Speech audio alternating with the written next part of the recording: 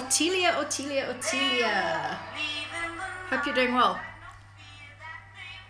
I'm kind of being really cheesy and playing Shirley Bassey's Diamonds Are Forever in the background. Don't know if you can hear it.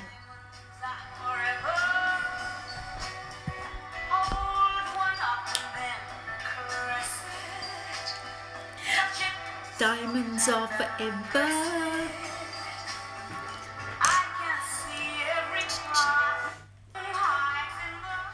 Hope you are doing well in Cape Town, T.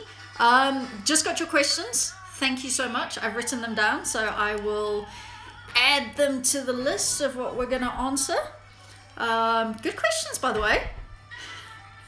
No cheesy moment is wasted. And I was like, let's go for the classic Shirley Bassey version rather than the Kanye West version. Fuck. I don't know about you, but I can't get over how long my hair is at the moment. Robin! Robin is back. Hey, Robin. Were you on the Lionesses call this morning? That was a great webinar by Bruce Whitfield.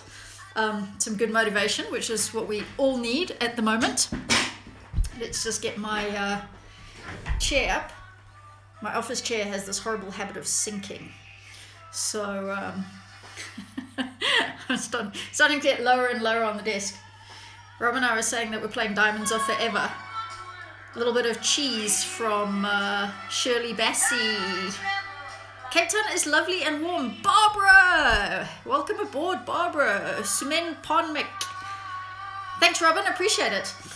Joburg is actually cool, T. It was a couple of cold days. Yesterday was freezing. I had to make soup for Davina to keep her warm. But today's a lovely blue sky day. So yeah, having a great time. So let's give it a couple more seconds. Wait for a few other people to hop on. Barbara, you are in Cape Town too. Hope you have got a great view from Sea Point at the moment. Barbara's a bit like me. She's a photography lover, so we're kind of champing at the bit to get outside and take photos again. Sandesh99, welcome aboard. Good to hear you, or good to see you rather.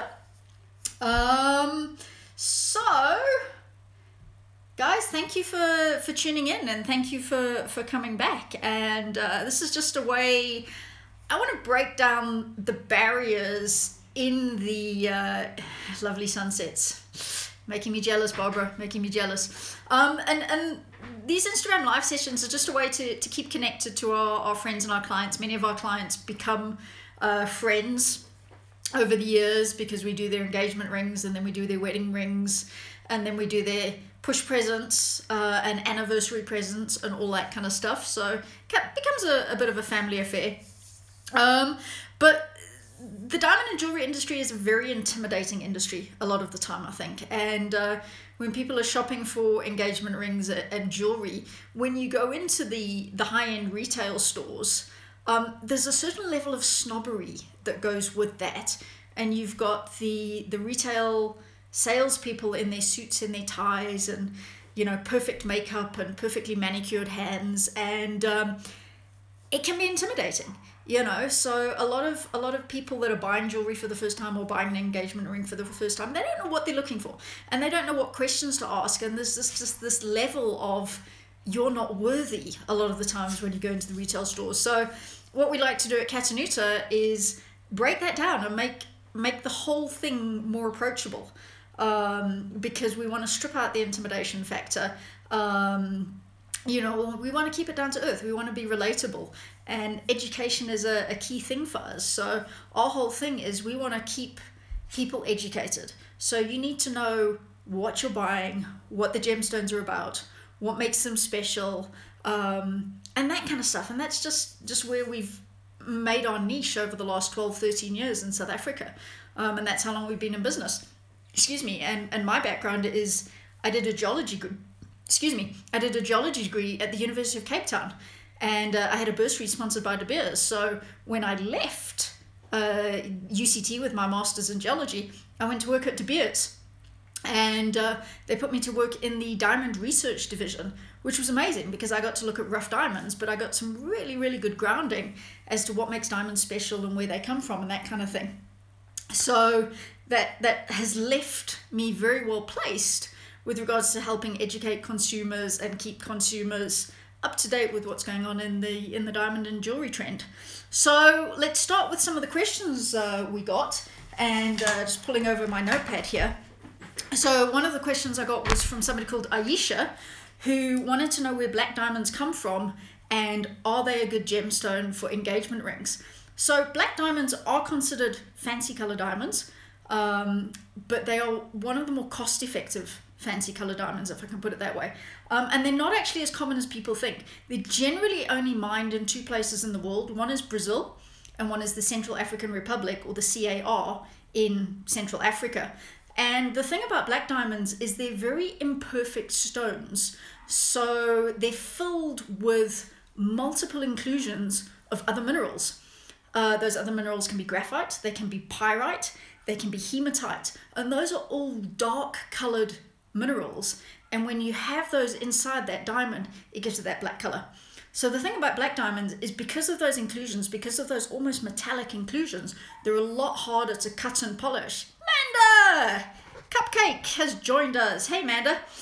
So because of those inclusions, they're a lot harder to cut and polish than regular diamonds. But they can also be quite porous and pitted as well.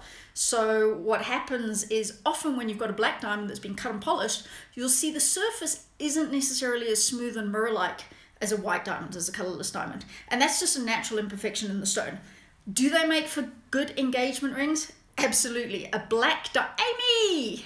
Cousins in the house. Do black diamonds make for great engagement rings? Absolutely. They are diamonds, so they come in at 10 out of 10 on the hardness scale. So whether a diamond is black, white, pink, purple, it's as hard as a gemstone can be, and it makes for a perfect engagement ring. So you will hardly, Amanda, hardly. So a black diamond will wear as well in the long run for engagement rings as a white diamond or a yellow diamond or anything like that. So Aisha, I hope that answers your question there. Give me 1 second, guys, sorry. When your nose starts to drip, not so fancy anymore. So what else can we answer? So Ortelia sent through a couple of questions, wanting to know if there's any gemstones that are unique to South Africa or mined in South Africa apart from diamonds. And the answer is not really.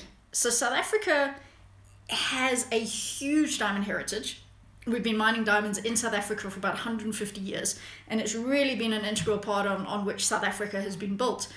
So we don't really have any precious gemstones that are mined here apart from diamonds. We have huge gold reserves. We have huge platinum reserves. I think it's about 50% of all the gold ever mined worldwide has come from South Africa.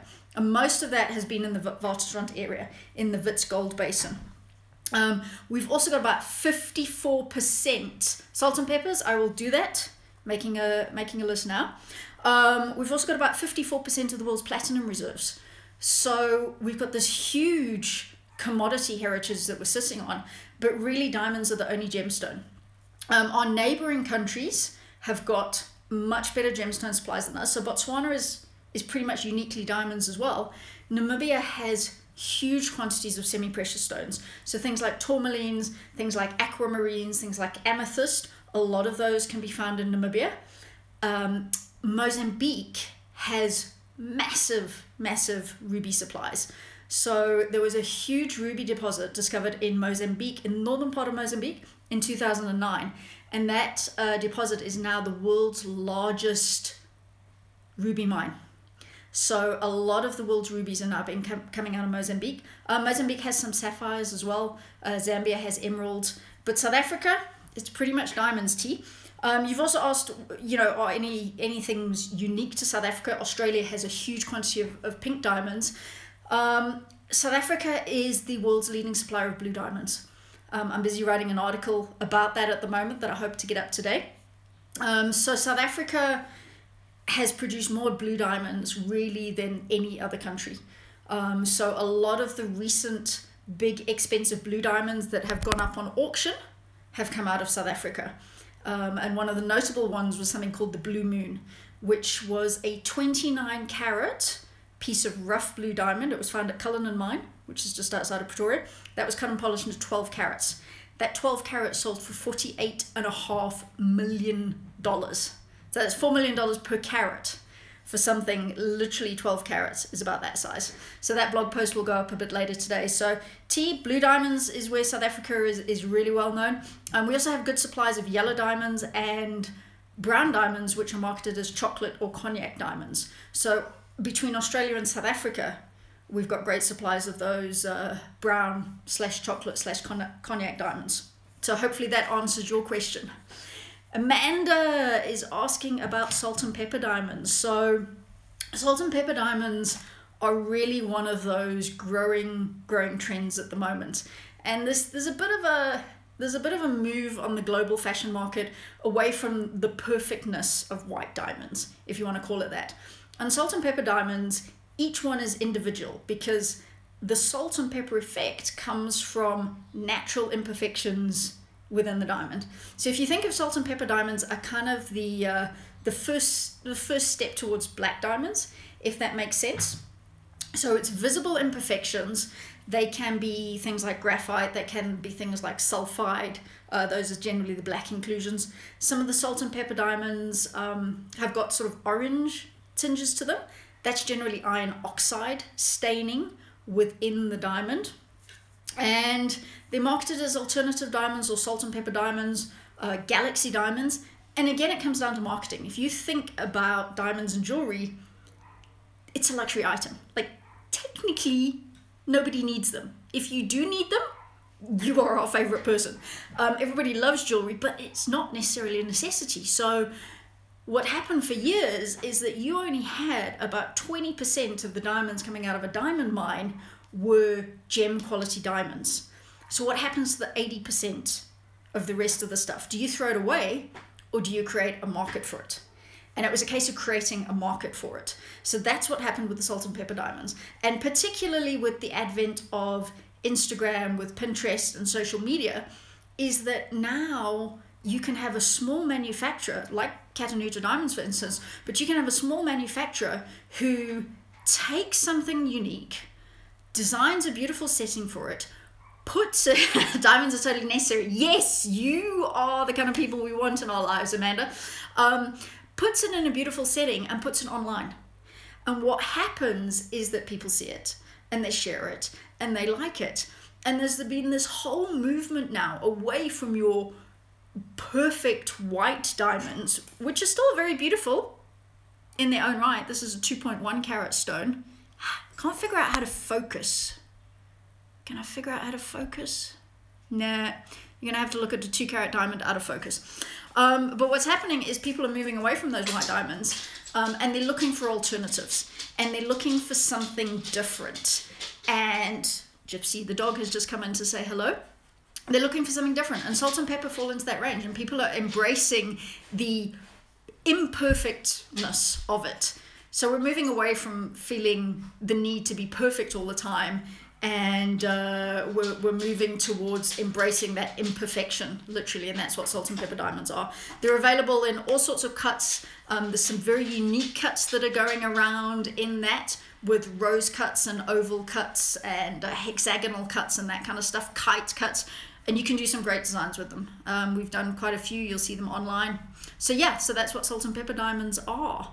Like you said, lies, and all lies, but it is what it is. What else can we talk about today? One of the other things I've got to show you right now is a beautiful, some of you might have seen this on one of our Instagram posts, the value and the price of salt and pepper diamonds. Okay, so the value of diamonds is up for debate generally, because you've got a fixed price that you're paying for a new item of anything, whether it's a watch, whether it's a piece of jewelry, whether it's a loose diamond, and it generally is considered worth what the next person is willing to pay for it. The price on the salt and pepper diamonds, because they're considered those imperfect diamonds, you're generally looking upwards maybe of $250, $300 a carat, depending on the size of the stones and the colors and the intensities of the inclusions. So I can send you some of the prices, Amanda, of some of the stuff we've done before. So yeah, so this, some of you guys might have seen on one of our Instagram posts a couple of days ago, is a yellow sapphire. So what a lot of people don't realize is that sapphires come in literally every color of the rainbow. So a lot of people think about blue sapphires, and we just posted a ring picture with diamond and blue sapphires. But sapphires can literally come in every color of the rainbow. T is the most important thing right now. Can I just say that? So you can literally get sapphires in greens, blues, yellows, oranges, all of that kind of thing. And the physical properties of all sapphires are the same. So sapphires are second to diamond as far as the hardness goes, so 9 out of 10 on the hardness scale. But you know, if you had to consider that as a yellow diamond, that would be millions of rands. That's 3.5 carat. It's a beautiful orangey yellow color. That's 3.5 carat of cushion cut sapphire. If you had to put that in the context of diamonds, it'd be millions of rands.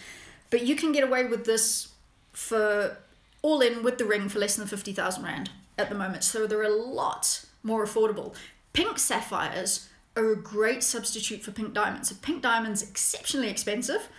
We had some prices on one of our blog posts. So sapphires are a great way to mix up colors with white diamonds.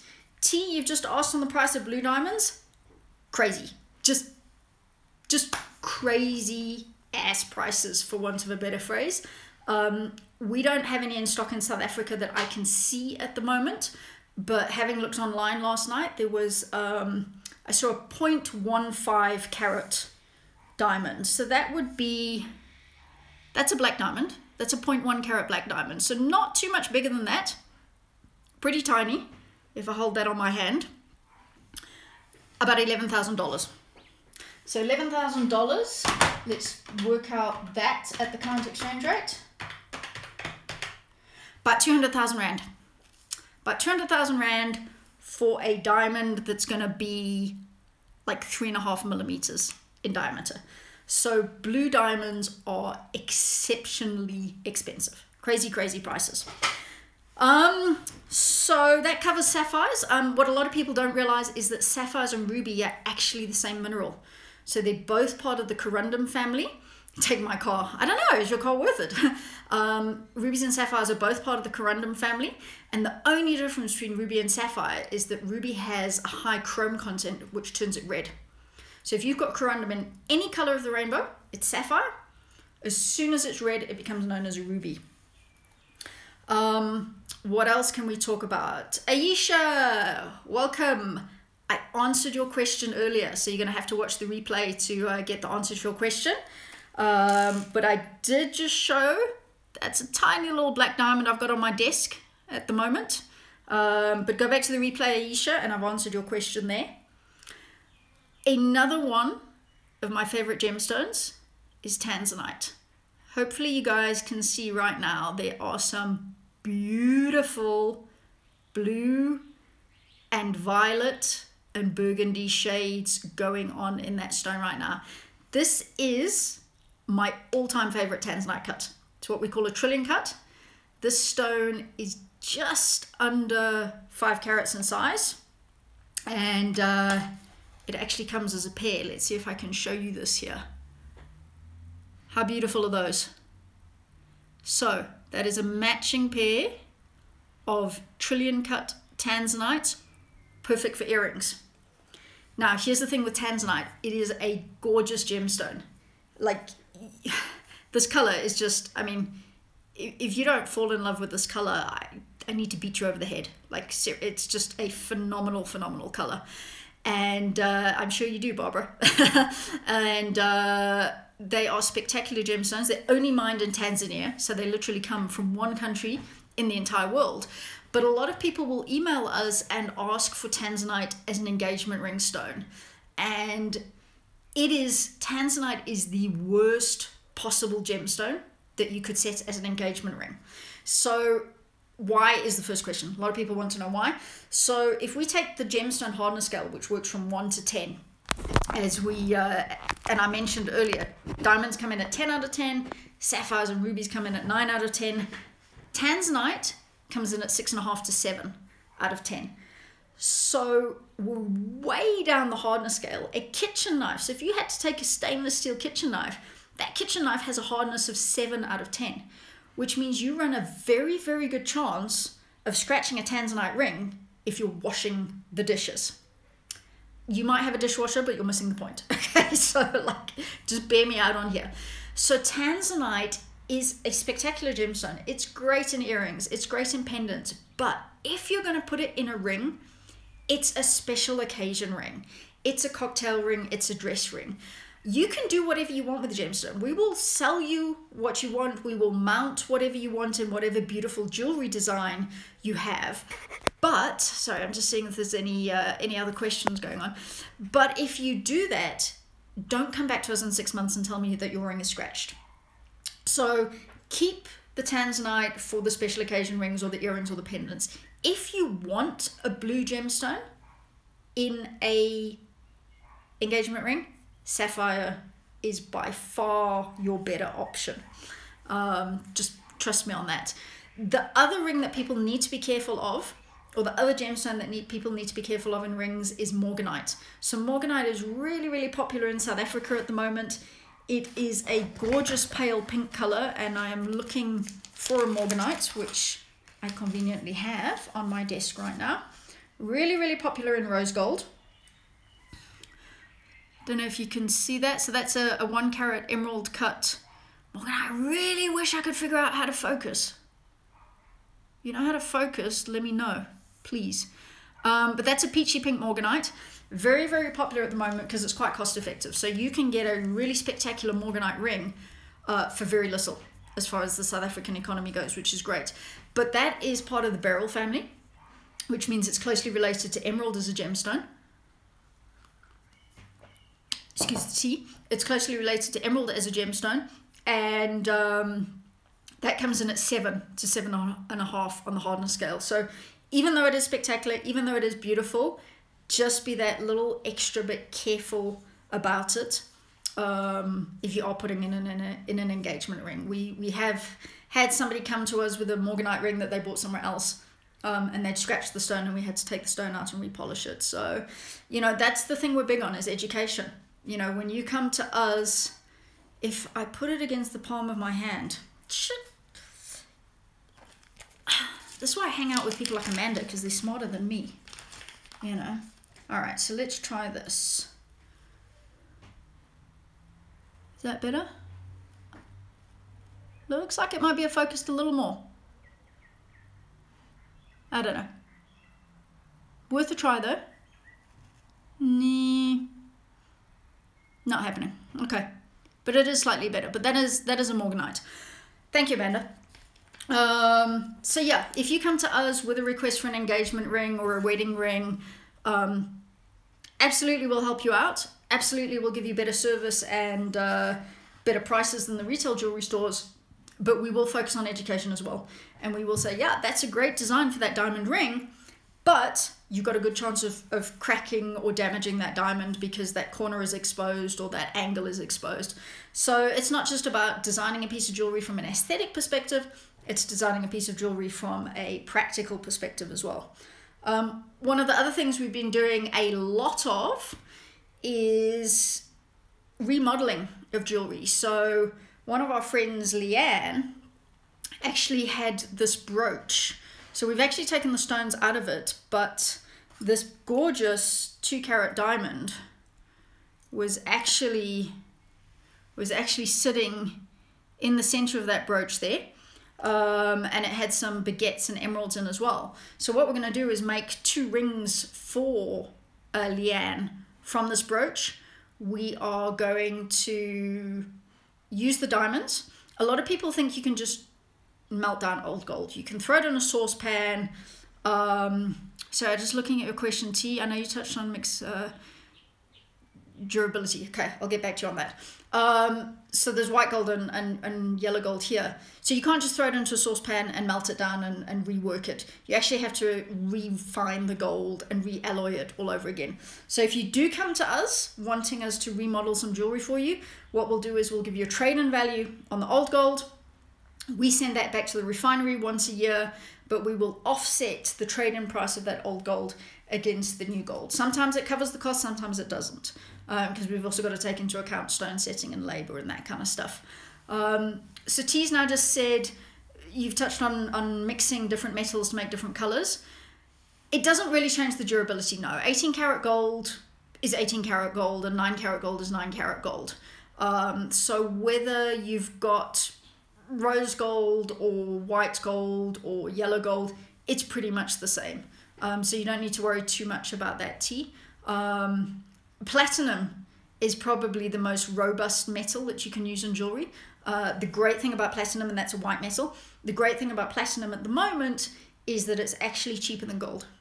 So platinum weighs more than gold does. So if you have a ring in platinum, it's going to be heavier than that ring in gold. So they're pretty much working out at the same price roundabout now. So yeah, that's kind of answering the questions we got in. Another stone I want to show you. I spoke about rubies earlier, and what people are looking at now is kind of affordability. Is how can they maximize their budgets, particularly when we're looking at about 19 Rand to the dollar for our exchange rate, and all diamonds and commodities and gold is all priced in dollars.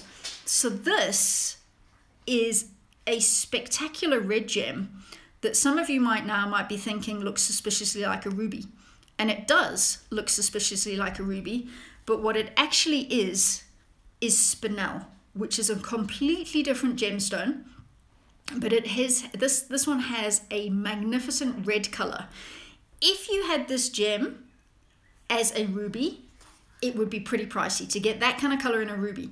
This as a Spinel, this is 0.78 carats and it is 5.5 millimeters in diameter. And I will tell you now that this is $235 per carat. So if we change that times 19, it's about 3,450 Rand for this magnificent color gemstone right now. If you had to do that in ruby, you'd probably be looking realistically over about 12,000 Rand. So one of the things we want to help people do currently is maximize their budgets. You know, we know the Rand is weak. We know our buying power has decreased. There's not everybody we can help. You know, there's certain limitations as far as, of course you've been looking for Spinels. There's certain limitations as far as labor costs and diamond costs and setting costs and gold costs and stuff goes. But, you know, I was looking at an online jeweler today who's in Stellenbosch, and their price on a Morganite ring, they were offering a 30% less deal during lockdown. Our price was still cheaper than theirs, even with their 30% less. So we run a small company, we keep our overheads low, and we want to pass those savings on to you guys as the consumers. That's what it's about. So we'll endeavor to work with everybody. It's not always possible. And our first question is what's somebody's budget, because that gives us a starting point as to what we can look at in gemstones and stuff. But there we go. I'm going to show you one last gemstone. T, this kind of falls into what you were asking about unique gemstones. And another dog in the office. Remember what I said about Tanzanite? Found in one location only. Another uniquely African gemstone is Tsavorite, which I don't know if you can see there. It is a spectacular green color. It is found literally also in 2 countries in the world. One is Tanzania, one is Kenya. So there's been a lot of marketing that's gone around with regards to Tanzanite and how it's uniquely African. The Tsavorite is uniquely African too. It is my favorite green color. Like if you had to offer me a choice between emerald and Tsavorite, I would take that 7 days a week, 8 days a week. It is spectacular color, and it's a bit more practical than emerald as well. Emerald is quite a fragile gemstone, so Tsavorite is a good way to go. Okay, Mandy, you've just asked, what about things like jet? I take it you're not referring to the clothing store. I'm not. Maybe you can clarify for me on that. I'm not sure what jet is, but guys, if anybody else have any questions on anything I can answer, hopefully this has been educational on some sort of level, interesting on some sort of level. If you haven't fallen asleep yet, well done. Any other questions? let me know. We've got a couple more minutes we can run to. Otherwise, I'll wrap it up and let you guys get back to your afternoon. Bronwyn! Hey, Bronny! We're nearly done, Bron. Hope you guys are going back to work tomorrow. Bronny works at Chocoloza, which is my favorite chocolate store, in case you don't know that. Jet. Let me just look up Jet quickly, Amanda. Give me a second here. Jet. I know John Travolta's son is called Jet, right? That's Jet with a double T. What do you mean I'm not connected to the internet? Give me another second. Let's just see. In the meantime, any other questions? T, you are welcome. Thank you for joining us. And please send me your business details so I can share your details as well. Manda, I don't have a clue, my friend. You might want to send me a WhatsApp so we can figure that one out. Bronny, hope you're going back to work tomorrow. We need some chocolates. Oh, are all settings equal? No. All settings are not equal. That is a great question. There are some big in morning jewelry. I know there's something called markazite, which is very big in Victorian jewelry. It's kind of a gunmetal grey colour. But Jet, I'm going to have to look up. I'm sorry. I'll have to get back to you on that one. Going back to UT, are all settings equal? No. So some settings are more practical than others. Some settings protect the stone more than others. The thing about jewelry settings is you always want to protect the weak points of a stone. So if you take, let's take a round diamond. So if you take a round diamond, it's equally weak or strong all the way around. There's no corners, there's no jutting out bits, so it's all the same strength all the way around, if that makes sense. If you take something like this trillion cut Tanzanite, each of those corners is a weak point. And that's where the stone would be more susceptible to cracking and breaking. So when you're designing a jewelry setting, you're going to want to protect each of those three corners there. Claws will protect the corners. A tube setting, which is a layer of gold that goes all the way around a stone, will always give you the maximum protection. But a tube setting on the stone will limit the amount of light that comes through it. So claws holding a stone in place will give you more light through the stone, whereas the tube setting will protect it more, but let in less light, if that makes sense. There's also things like bar settings, which I need to write an article on this. If you take smaller stones like this, I mean, this is a 3mm stone, but you know, much smaller diamonds like that, purvey settings are very good at holding them in place. So that's, you've got little claws and then you've got a ridge of gold on either side, and those are the best way to hold those stones in place. So there's a lot of different settings out there, but you know, chatting to your designer or chatting to us if you're making a piece of jewelry will help sort that stuff out. Okay, Amy's just said jet. I think it's formed by super compressed wood, like ancient wood, like petrified wood. Maybe. I don't know. I'm not embarrassed to say if I don't know something. And this is definitely one of those instances where I do not have a clue. So let me read up on that and get back to you ladies. But thank you all for joining us. Hopefully that gave you a little more insight into the industry, a little more insight into stuff. We're still not sure when we can return to full functionality as Katannuta Diamonds. We are quoting at the moment. We are doing designs at the moment. We can do CAD drawings at the moment. I can do some quotes on colored gemstones. I mean, depending on what I've got on my desk. But yeah, South Africa is moving into level 4 tomorrow. We might be able to get away with 30% manufacture level in our workshop as of Monday. But who knows? So I'll keep you posted. But, Jenna! Welcome. Jenna is a photographer. Jennifer is a great wedding photographer, and she actually photographed the engagement of one of the couples we did an engagement ring for over December. And it was a proposal. It was Ross and Gia, and they were getting engaged, and they had to postpone their engagement 3 times because of the weather. And they finally got it right on Christmas Day. And Jenna was their photographer, so she's got some great photos. Let's just see, there's another question that's come in here. Let's have a look. I can't see the question. Why can I not see the question? What is the best way to clean your ring? Oh, in at the last minute, Jenna. So, depending on what material your ring is, we only work with the precious metals, so gold, platinum. We don't manufacture in silver.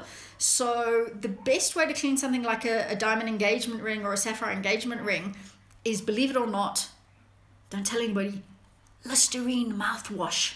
Kid you not. So you're never going to be able to beat a professional clean. Taking a ring to a jeweler, to ultrasonic clean it, to brush it, to polish it, to buff it is always going to be the best way. But to do it at home, what you can do is take a glass or a coffee cup, put your ring in it gently. Don't just, drop it in like a hot potato. Put your ring in gently, cover it with a layer of Listerine. Somebody once asked me if it was pink or blue Listerine. I'm like, I didn't even know you got pink Listerine. Whatever, just Listerine mouthwash, swirl it around a couple of times. So literally take the cup, swirl it around a couple of times so you're not chunking your ring from either side of exactly. So you're not banging your ring on either side of the mug to the other. And swirl it for about 30 to 60 seconds or so. And that'll loosen up and literally get rid of a lot of the dirt and grime. Take it out of the mug, rinse it under a warm water tap with a old toothbrush, and kind of brush it around the stones and around the diamonds and under it to get it out. And that'll get a lot of the gunk and dirt out. So that is a great question. But like I said, you can't beat a professional clean. Professional clean will always do a great job, but Listerine does a pretty damn good close second job, if that makes any sense to you guys. Hopefully that helps. So now I expect to see Listerine flying off the shelves as everybody figures out how to clean their jewelry. Guys, thank you for joining us. One last ring I want to show you. This is a wedding ring. So there's been Amy, there we go. So my cousin Amy in the UK tried it this weekend and it worked like a bomb. Thank you. There's been a lot of weddings unfortunately postponed for lockdown. This was a wedding band that we did for a client. We finished it literally the day before lockdown, and you can see it's actually a split band. So this is going to go on either side. Her main diamond, I don't know where they got their engagement ring from, but their main diamond is going to go through that gap there. So it's going to fall on either side, and it's made with little marquee and round diamonds. So that's pretty cool. So we're seeing a lot of different trends with stuff at the moment.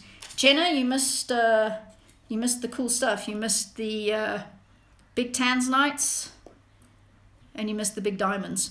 But watch the replay. It's all there. Guys, thank you so much. If there aren't any other questions, I will bid you farewell for the afternoon. Been awesome hanging out. If you know anybody that needs our services, please do let us know, and please do let them know.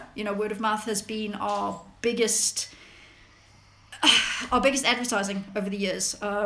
If we can keep clients happy and they can refer friends and family to us, that's what it's about. So thank you guys. Appreciate you being here. Have a fabulous rest of your Thursday afternoon, and I expect to see you all exercising tomorrow between 6 a.m. and 9 a.m. I'm looking like the Michelin man at the moment, so I have to see if I can get out the door if I'm too fat to do that. Guys, have a great afternoon. Thank you so much.